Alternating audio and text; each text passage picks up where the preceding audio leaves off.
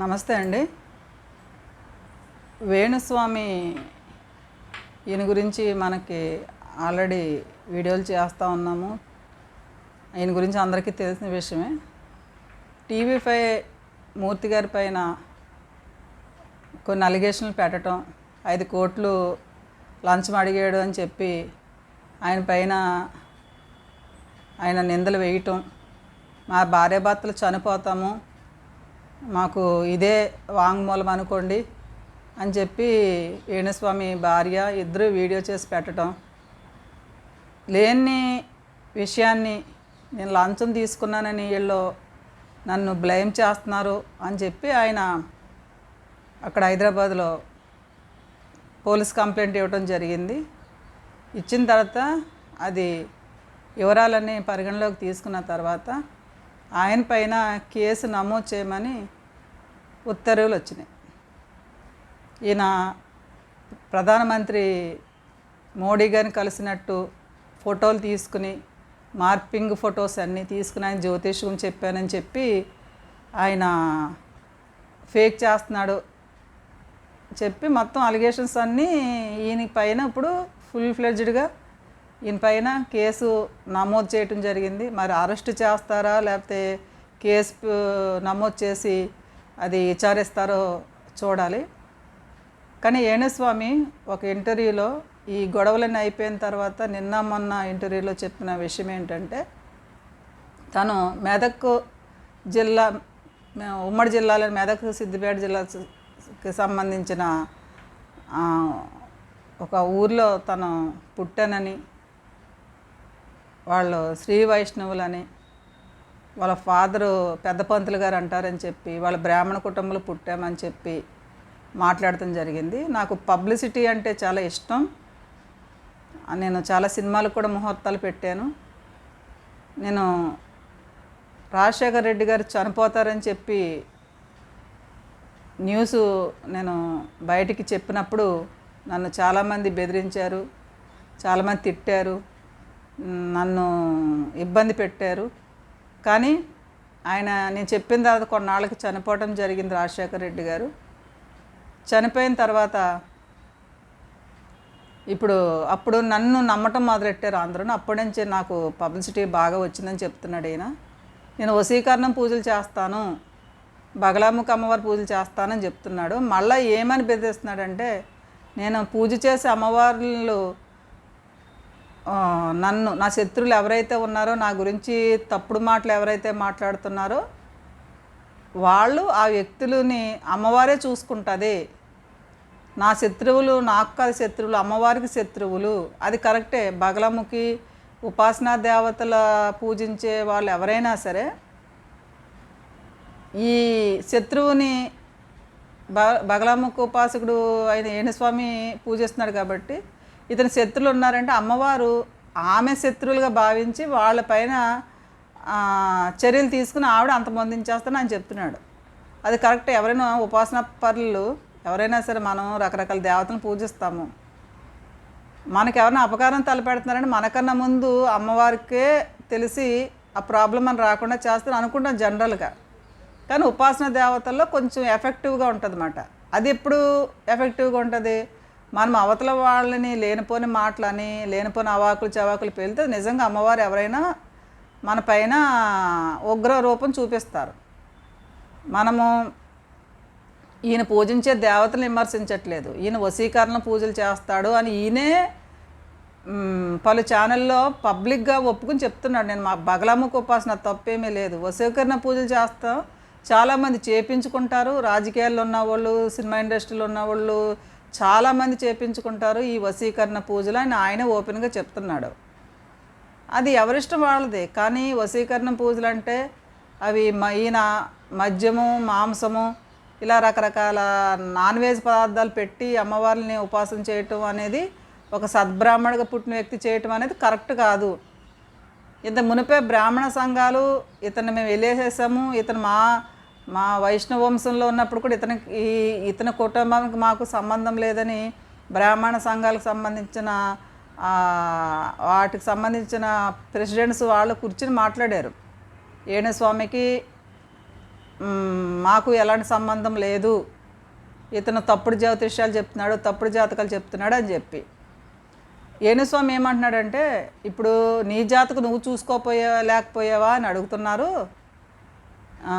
నేను 5-6 ఏళ్ళ నుంచి నా జాతకం చూసుకుంటం లేదు, కానీ ఇప్పుడు చూసుకోవాల్సి వచ్చింది. నెలలాళ్ళని చూసుకుంటున్నాను నా జాతకం, చూసుకుని నేను తగిన పరిహారాలు తగిన పూజలు చేసుకుంటానని చెప్పి ఏనుస్వామి అంటున్నాడు. ఆయన అంటే సమస్య వచ్చే వరకు కూడా ఈయనకి తన జాతకం తను చూసుకోవాలని తనకి తెలియలేదా? ఇంకోటి ఏం చెప్తున్నాడంటే వేణుస్వామి, నా భార్యకి నేను ఇలాంటి త్రోవలో వెళ్తున్నాను, ఇలా జాతకాలు చెప్తాను, ఆ ప్రముఖుల గురించి జాతకాలు చెప్పిన, ఎవరి గురించి జాతకాలు చెప్పిన, అది కాంట్రవర్సీలు అయినా సరే నేను ఆ త్రోవలోనే వెళ్తానంటే ఓకే చెప్పిందంటే తన భార్య ఏణావాణి.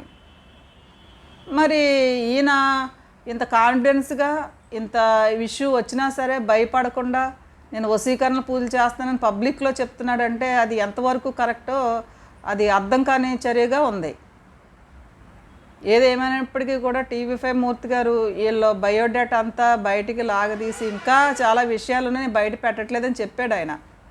ఎందుకంటే ఏణుస్వామికి అమ్మాయిలతో అక్రమ సంబంధాలు ఉన్నాయని చెప్పాడు ఆయన, రకరకాల విషయాలు చెప్పాడు, ఎన్నో చెప్పాడు ఆయన. అప్పుడు ఏణావాణి ఈ గొడవ అయిన తర్వాత ఒక ఛానల్ యాంకర్ అడిగారు, ఏంటండి వీటి మీద మీరు స్పందించరా అంటే, నేను చెన్నైలో అవార్డు తీసుకుంటాకు వచ్చాను, ఇప్పుడు ఈ విషయాలు మాట్లాడతాక నేను రెడీగా లేను, కానీ తర్వాత నేను అన్నిటికీ వివరణ ఇస్తాను, క్లారిటీ ఇస్తానని చెప్పింది ఆమె. ఇది చెప్పి 3 వారాల పైన అయింది, కానీ ఏణావాణి మళ్ళా మీడియా ముందుకు వచ్చిందా లేదు. మేము చనిపోతాము, మాది మరణ వాంగ్మూలం, మాకు టీవీ5 మూర్తి వల్ల మాకు ప్రమాదం ఉందన్న మాట్లాడిన వ్యక్తి ఆయన. ఈమె లవ్ మ్యారేజు, ఈమె తల్లిదండ్రులు పట్టించుకోదు, ఈమె తల్లిదండ్రుల ఆస్తి రాయించుకుంది, ఎన్ని రకరకాల ఎవిడెన్స్లతో సహా చెప్పినప్పుడు టీవీ5 మూర్తి గారు రాంగ్ మాట్లాడితే దాన్ని ఖండించి ఒక తన వీడియో అన్నా చేయాలి, ప్రెస్ మీట్ పెట్టని నిజాలు బయట పెట్టాలి. మేము లవ్ మ్యారేజ్ చేసుకోలేదు, టీవీ5 మూర్తి గారు మమ్మల్ని పరువు తీస్తున్నాడని చెప్పి పరువు నష్ట దాబానే వేయాలి. అలా ఏమీ లేకుండా ఈయన మరి ఏణవాణి ఏణుస్వామి సైలెంట్గా ఉన్నారు. కానీ సెలబ్రిటీలను అడ్డు పెట్టుకుని నాకు పిఎం తెలుసు, సీఎం తెలుసు అని మాట్లాడుతున్నారు. ఇంకొక విషయం ఏం మాట్లాడుతున్నాడంటే, జైలుకి వెళ్ళొచ్చిన నారా చంద్రబాబు నాయుడు గారన్న అభిమానమే, జైలుకి వెళ్ళొచ్చిన జగన్మోహన్ రెడ్డి గారన్నా ఇష్టమే అంటున్నారు. అంటే జైలుకి వెళ్ళొచ్చారు, అంటే జైలుకి వెళ్ళొచ్చిన తర్వాత చంద్రబాబు నాయుడు గారు ఇష్టమయ్యారా నీకు? ఏం మాట్లాడుతున్నాడు ఆయన? అంటే జైలుకి వెళ్ళొచ్చిన తర్వాత గౌరవం పెరిగిందంటే, అంటే జైలుకి వెళ్ళిన తర్వాత గౌరవం పెరుగుతుందా? ఆయన తప్పుడు కేసుల్లో ఇరికించబడ్డారు అని చెప్తుంటుంటే, ఆయన జైల్లోకి వెళ్ళి వచ్చిన తర్వాత ఆయన పైన అభిమానం ఎక్కువైందంటే, మరి ఇవన్నీ ఎవిడెన్స్లు ఏదన్నా అందరూ కలిపి చాలామంది నేను 15 లక్షలు ఖర్చు పెట్టాను, నేను ఇంత పూజలు చేయించుకున్నాను అని ఒక ఆయన ఇంటర్వ్యూ ఇవ్వటం జరిగింది. 15 లక్షలు వాటర్ రూమ్తో సహా భార్యాభర్తలకి థాయిలాండ్ ఎక్కడ తీసుకెళ్ళి తెలియదు, కానీ ఆయన 15 లక్షలు ఖర్చు పెట్టాడంట. ఒక యాంకర్ అడుగుతుంది, ఏ పూజ చేసినా మినిమం 20,000 ఉండాలి కదండి అంట. 20,000 ఎక్కడ సరిపోద్ది అంటంట. సుదర్శన హోమానికి కొన్ని హోమాలకి తూర్పుగోదావరి జిల్లా అంతర్వేది గ్రామంలో సుదర్శన హోమం చేయించుకుంటే టికెట్ అక్కడ 400 రూపాయలు టికెట్. అక్కడ మనం ఏమి ఇవ్వక్కర్లేదు, టికెట్ తీసుకుని కూర్చుంటే అక్కడే మొత్తం హోమానికి సంబంధించిన పూజా ద్రవ్యాలు అన్నీ ఇస్తారు. నారసింహ సుదర్శన హోమం, ఎలాంటి సమస్యలు ఉన్నా సరే ఆ హోమం చేయించుకుంటే పరిష్కార మార్గం దొరుకుతుంది. అంతర్వేది నరసింహస్వామి ఆలయంలో రోజు ఉదయం 10 గంటలకు అక్కడ హోమం చేస్తారు. మనకు కావలసినవన్నీ హోమాల్లో కావాల్సినవన్నీ మన దగ్గర ఏమి తీసుకొని మన ఇష్టమైతే హోమద్రవ్యాలు ఎక్స్ట్రా పట్టుకెళ్ళచ్చు. 400 రూపాయలు హోమానికి తీసుకుంటారు. ఈయన 20,000 హోమాలకు సరిపడు. చాలా చోట్ల కొన్ని టెంపుల్స్లో ఇప్పటికి కూడా ఒక పెద్ద తిరుపతిలో కూడా శ్రీనివాస హోమం ఏం పెట్టారు, 1000 రూపాయలు మినిమం టికెట్ అక్కడ హోమానికి. చాలా టెంపుల్స్లో కనకదుర్గమ్మ టెంపుల్ కానీ ఏ టెంపుల్లో కానీ అక్కడ హోమాలు జరుగుతూ ఉంటాయి. టికెట్ 500 నుంచి 1000, 2000 కూడా ఉండదు. అంత 2000 రూపాయలు ఉన్నదంటే అది పెద్ద పూజ అయితే తీసుకుంటారేమో. కొన్ని హోమాలకు అవుతాయి, చండీ హోమాలకి ఇలా పెద్ద పెద్ద హోమాలకైతే కొన్ని బ్రాహ్మణ్స్ కూడా ఎక్కువ ఉండాలి కాబట్టి ఇన్ని లక్షలు జపం చేయాలి కాబట్టి ఉంటుంది. కానీ సాధారణ కొన్ని హోమాలు కానీ నేను సుదర్శన హోమానికి కానీ యాంకర్ అడినప్పుడు సుదర్శన హోమం కానీ ఏ హోమం కానీ 20,000 ఎక్కడ సరిపోతాయని అడుగుతుంటా. ఈయన బడ్జెట్కి అది చిన్న అమౌంట్. ఆయన ఆ యాంకర్ ఇంటర్వ్యూ చేస్తుంటే ఆ యాంకర్ అడుగుతుంది, దశమహావిద్యాదేవతలు అంటే వీళ్ళకి తెలియట్లేదా అండి, మీరు ఆ అమ్మవార్లు పూజ విధ విధానాలు చెప్తున్నారు, అది తప్పేంటని ఆ యాంకర్ ఈయన చాలా సపోర్ట్గా మాట్లాడుతూ ఇంటర్వ్యూ చేస్తుంది. అందులో కూడా ఏణుస్వామి అపాయింట్మెంట్ కోసం అని చెప్పి ఫోన్ నెంబర్ వేస్తున్నారు అక్కడ.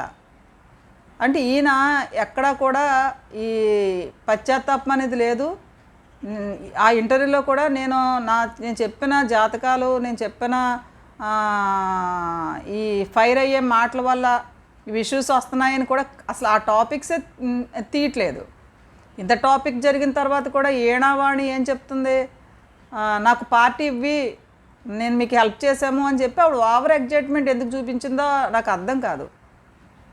ఆవిడ అంత పర్ఫెక్ట్ ఉమెన్ అయితే టీవీ5 మూర్తి గారు వీళ్ళ బయోడేటా అంతా నేను ఆ వీడియో కూడా ఫుల్ ప్లెజ్డ్గా వీడియో చేసి కూడా పెట్టాను. వీళ్ళ పెళ్లి ఫోటోలతో సహా వీళ్ళ తల్లిదండ్రులు చేసిన పెళ్లి ఫోటో, లవ్ మ్యారేజ్ మాదని చెప్పింది, తల్లిదండ్రులు పట్టించుకోలే, అబద్ధం చెప్పింది. ఎన్ని వీడియో కూడా నా వీడియోస్ మీరు ఓల్డ్ వీడియో చూస్తే అందులో ఉంటుంది. నాకు చేసి 20 రోజుల పైన అయ్యింది ఆ వీడియో. 60,000 మంది పైనే చూసారు ఆ వీడియో. ఈ ఏణుస్వామి గారిలో ఎక్కడ పశ్చాత్తాపం అనేదే లేదు. ఆయన వెయిట్ లాస్ ప్రోగ్రాంలో ఉండి టీవీ5 మూర్తి గారి వల్ల నేను వెయిట్ లాస్ అయిపోయానని చెప్పటం, పక్కనే ఉంది వీణావాణి. ఇవన్నీ కూడా మరి ఈయన అరెస్ట్ చేస్తారా లేకపోతే ఏం చేస్తారో తెలియదు, కానీ ఏణుస్వామి గారి జాతకాల వల్ల సర్వనాశనం అయిపోయారు. ఆయా నాయకులు నెగ్గుతారని చెప్పి కొన్ని లక్షల రూపాయలు బెట్టింగ్ వేసిన చాలామంది సర్వనాశనం అయిపోయారని కూడా చెప్తున్నారు. ఈయనకి ఏం జరుగుతుందో ఫ్యూచర్లో ఈయనకి తెలియదు. 5 ఏళ్ళు అయింది ఈయన జాతకం చూసని చెప్తున్నాడు. మరి పెళ్లి చేసుకోబోయే నాగ చైతన్య ఆ హీరోయిన్ ఇద్దరు విడిపోతాను ఈయన ఎలా చెప్తున్నాడు? ఎవరైనా ఆ ప్లేస్లో మనమైనా ఉంటే కనుక మన ఇంట్లో ఏదో పెళ్లి చేసుకుంటాం, మీ కాబోయే అమ్మాయి అల్లుడు విడిపోతారు, కలిసి రాదు అని చెప్తా ఉంటే ఎలాంటి వాళ్ళని భయపడతారు. ఒక జ్యోతిష్కుల లక్షణాలు ఏంటి? జరగబోయే చెడిని చెప్పకుండా దాన్ని ఒక పూజల రూపంలో, పరిహారాల రూపంలో చేసుకోవాలని చెప్పి సూచిస్తారు తప్పించి, కానీ మీకు ప్రమాదం ఉంది, మీరు విడిపోతారు, మీరు కలిసి ఉండరు అని చెప్పి ఒక సెలబ్రిటీని మీడియాలోకి లాగేయటం.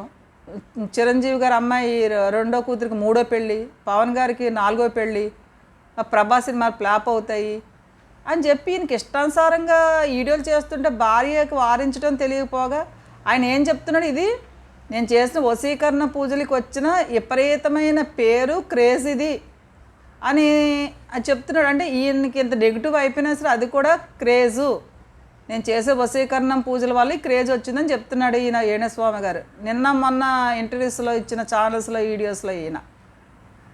సరే ఏం జరుగుద్దో చూద్దాం. ఏం జరిగినా ఒకటి, మనము జాతకాలని నమ్మొచ్చు నమ్మకూడదు అంటలేదు, కానీ అది ఇలాంటి వాళ్ళతో జాతకాలు చెప్పించుకుని మైండ్ అప్సెట్ చేసుకునే కన్నా చక్కగా గుడులకి గోపురాలకి వెళ్ళి అక్కడున్న స్వాములకి అభిషేకాలు పూజలు చేసుకొని ఇంట్లో లలిత సహస్రం చేసుకుని గోవిందనామాలు చదువుకొని మనకు సంబంధించి దగ్గరున్న గుడి గోపురంకి వెళ్ళినప్పుడు అక్కడైనా హోమాలు ఉంటే అక్కడ 500-1000 రూపాయలు ఇచ్చి ప్రశాంతంగా హోమాలు చేసుకుని ప్రశాంతంగా పూజలు చేసుకుని ఉండాలి తప్పించి, కానీ ఇలాంటి వాళ్ళు చెప్పే లక్షలు గుంజేసే పూజలు చేయించుకుని మీ డబ్బులు మీ టైం కూడా వేస్ట్ చేసుకోకండి. Thank you.